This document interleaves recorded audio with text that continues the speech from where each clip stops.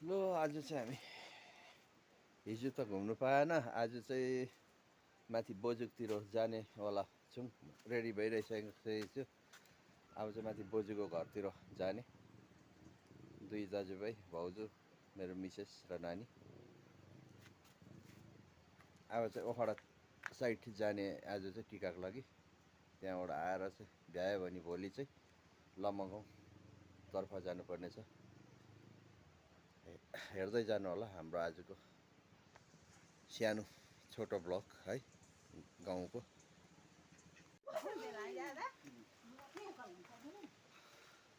अहिले चाहिँ हामी ओखडा माध्यमिकमा यो स्कुल ओखडा स्कुलको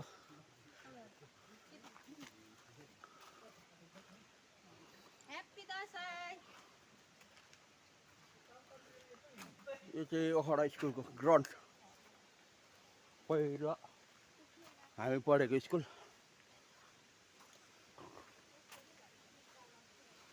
र पहिला चाहिँ हामी यो बाटो यहाँबाट उकालो सो यो हिँड्ने यताबाट हिँड्ने गर्थ्यौँ।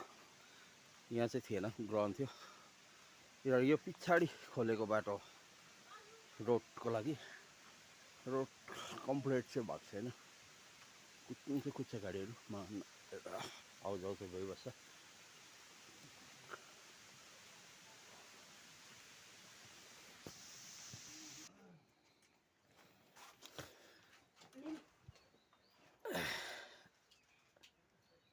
आज चाहिँ हामी यहाँ माथि ओखडा बोजूकोमा आएको छौँ र बोजूको हातको चाहिँ टिका लाउँदैछौँ है दाजु र भाउजूले। अहिले चाहिँ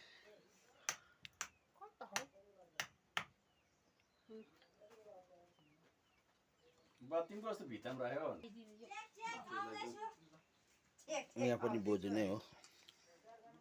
आउँदैछु फुल लिएर आउनु पर्यो। माइजू भन्दा हुन्छ, यता चाहिँ बहिनी पर्यो नि त। आज चाहिँ हामी यहाँ टिकाको दिनमा चाहिँ हाम्रो बोजूको घरमा आएको छौँ। माछा खुट्टाहरु पकाएको छैन?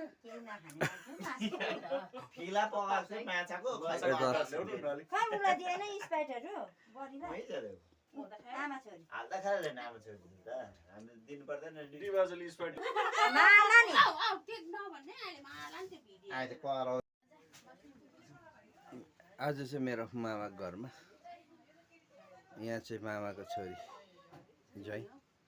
ज्वाइँ हो।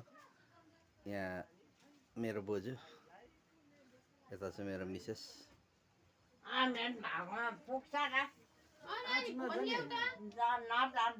यो चाहिँ भाइ, यो मेरो छोरी।